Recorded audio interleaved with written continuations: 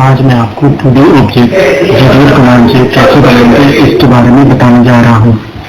आइए जानते हैं इस प्रोसेस को इस वीडियो के माध्यम से। सबसे पहले आर्किकाड ओपन करें, इसके बाद लाइब्रेरी एंड ऑब्जेक्ट में जाकर न्यू ऑब्जेक्ट सिलेक्ट करें, फिर GDL कमांड टाइप कर लें जहाँ पे आप यूज करना चाहते हैं। जैसा कि आप इस वीडियो में देख सकते हैं 2D ऑब्जेक्ट कैसे बनेगा GDL कमांड यूज करके।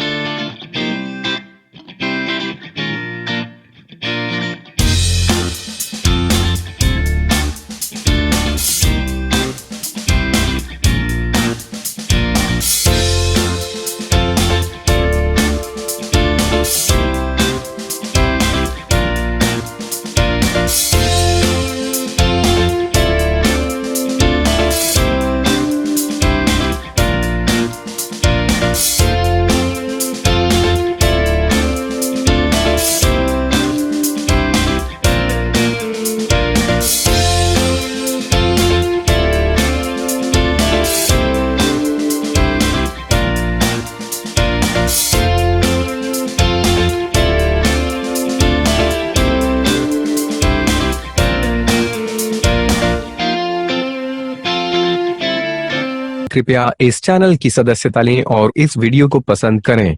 अगर आपके पास वीडियो के लिए कोई सुझाव है तो कृपया टिप्पणी करें।